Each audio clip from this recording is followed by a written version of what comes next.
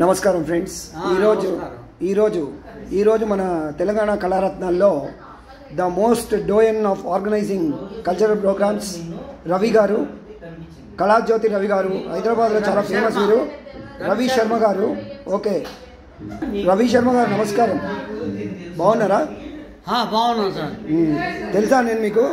తెలుసు కదా, రఘు కదా. ఏంటి మీ కళా ప్రయాణం గురించి చెప్పండి మా ప్రేక్షకులకు. మాది మొవ్వ గ్రామం, కృష్ణా జిల్లా. అది క్షేత్ర అనే వాగ్గేయకారుడు పుట్టిన ఊరు. తో నాకు చిన్నప్పటి నుంచి పక్కనే కూచిపూడి.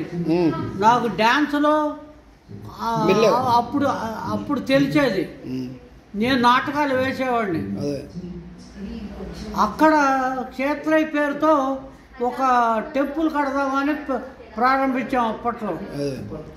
తర్వాత ప్రఖ్యాత కూచిపూడి నాట్యాచారుడు వేదాంతం పార్వతీతో స్కూల్ పెట్టించాం. ఇదంతా నా చిన్నప్పుడు జరిగింది.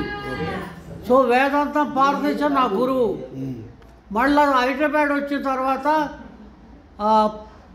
పురాణం పురుషోత్తమ శాస్త్రి గారు, సంగీత విద్వాంసులు కిరణ్ 95లో హైదరాబాద్లో నా ప్రయాణం కళాజ్యోతిగా మొదలైంది. అప్పటి నుంచి నాటకాలు, ప్రతి నెల ప్రోగ్రామ్స్ అంటూ చేస్తూ వచ్చే వరుసనే. ఇది దాదాపు మన 2020 దాకా కొంచెం ఉధృతంగా వచ్చింది. ఇది మీ క్యాలెండరా? ఇది 16 ఏళ్ళ నుంచి ఈ వాగ్గేయకార క్యాలెండర్ వేస్తున్నాం. ఇక్కడ అడ్రస్ ఉంది, కావాల్సిన వాళ్ళు ఫోన్ చేయొచ్చు ఇక్కడ. అలాగే. ఓకే, చెప్పండి. ఇంకా ఇది కూడా అదే చెప్పండి మాస్టర్, ఇంకా చెప్పండి.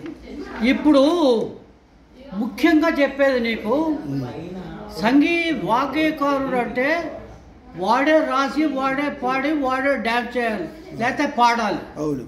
ఇది for example, highest example Tyagaraju, అవును, తర్వాత త్రిమూర్తులు, అంతే. కానీ మొదట బిగిన్ అయింది సిద్ధేంద్రుడితో, 12వ శతాబ్దం. తర్వాత అన్నమయ్య, తర్వాత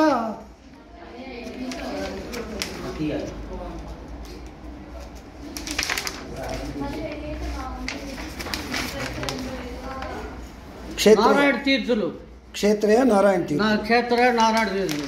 సరే, మీరు చెప్పండి. చెప్తా. ఇది ఇట్లా ప్రవాహంగా వెళ్ళింది.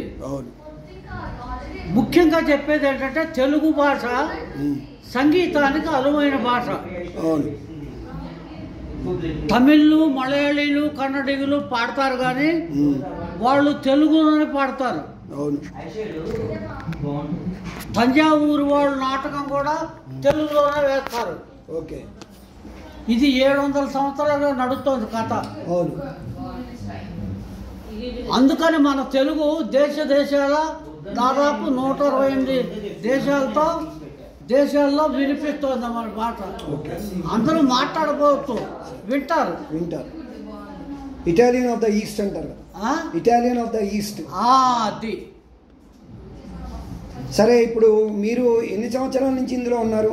ఈ 30 సంవత్సరాలు అంటే నువ్వు లెక్క ఇస్తే 50 సంవత్సరాల నుంచి ఉన్నట్టే లెక్క. ఎన్ని ప్రోగ్రాములు చేశారు ఇప్పటి వరకు?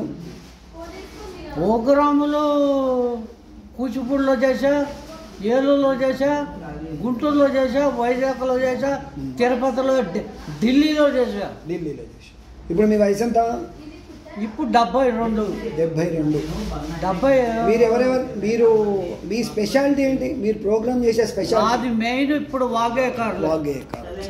ఓన్లీ సంగీతం? ఓన్లీ డ్యాన్స్ కూడా.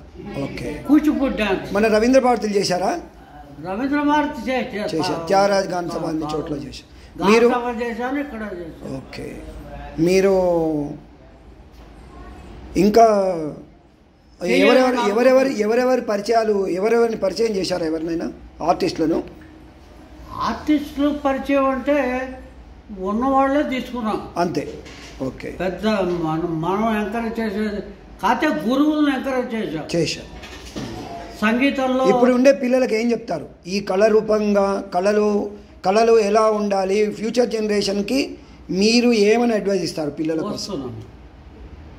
ఎస్సీఆర్టీ అనే ఒక సంస్థ ఉంది గవర్నమెంట్, ఓకే, స్కూల్ సిలబస్ రాసేది.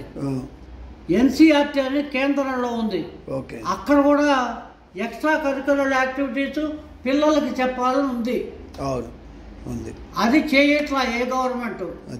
అది ఇప్పుడు చేయించాలి. పిల్లలకి ఇంట్రెస్ట్ ఉంది. ఇప్పుడే ఆలేఖ్యతో మాట్లాడొచ్చా, నాటక అకాడమీ ఆవిడతో. మీరేదో గవర్నమెంట్కి ఏదో పాలసీ సబ్మిట్ చేసినట్టున్నారు కదా, ఏదో ప్రోగ్రామ్ గురించి, దాని గురించి క్లుప్తంగా చెప్పండి. ఎక్కడ? సెంట్రల్ త్యాగరాజు గురించి చేశారు. త్యాగరాజు గురించి మొత్తం త్రూ అవుట్ ఇండియాలో ప్రోగ్రాములు చేయాలి, ఆయన పేరుతో బిల్డింగులు కట్టాలి. ఇవన్నీ దాదాపు 170 కోట్ల ప్రోగ్రాం వేశారు. ప్రాజెక్ట్ రిపోర్ట్ తయారు చేశారా? చాలా పెద్దగా చేశారు. ఆయన చూశాడు కానీ దాన్ని ఓకే చేయలేదు వాళ్ళు. సరే కానీ ఇప్పుడు ఉండే యూత్కి, ప్రజలకి ఈ కళారూపం బ్రతకాలంటే ఏం చేయాలి? యూత్కు గంట మీరు స్పెండ్ చేయమని చెప్పండి. మీరు చెప్పండి, మీరు ప్రేక్షకులకు చెప్పండి. ఏం చెప్తారు? నా లెక్కలోనే ఏం చెప్తారు? ఒక గంట సంగీతం, డ్యాన్స్ ఏదో వినండి, ఫస్ట్ నేర్చుకోండి, శ్రద్ధ పెట్టండి, వినండి. ఇంకో 100 సంవత్సరాలు ఇది మనగాలంటే చేయాలి. యూత్ చేయాలి. చిన్నపిల్లల దగ్గర నుంచి డ్యాన్స్ చేస్తున్నారు, వాళ్ళకి సంగీతం కూడా వచ్చు కదా. అదే అట్లాగే తక్కువే లేరు, సిటీలో 1,00,000 మంది ఉన్నారు.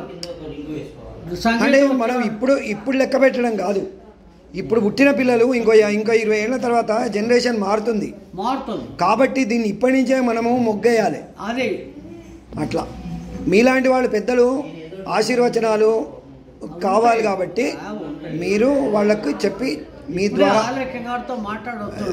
ఓకే, రాజకీయం ఎట్లా ఉన్నా మన కళల వైపు వాళ్ళని ఆకర్షించాలని అని చెప్పారు. ఓకే, ఇది చాలా చాలా చాలా ముఖ్యమైన విషయం. అది ఆవిడ చేయగలదని అనుకుంటున్నాను. ఓకే, మీరు ఇప్పటి వరకు మీరు చేసినటువంటి పాత్రకు మా ఛానల్ తరఫున మీకు ధన్యవాదాలు, శుభాకాంక్షలు. మీరు ఇంకా మంచిగా కార్యక్రమాలు చేస్తూ అందరికీ బాగా సుపరిచితమై ఇంకా మీ ఆరోగ్యం కూడా కుదిరబడి మంచిగా ఉండి మీరు బాగుండాలని కోరుకుంటూ మాకు టైం కేటాయించి ఇంటర్వ్యూ ఇచ్చినందుకు ధన్యవాదాలు. రవి గారు నమస్కారం. Thank you very much.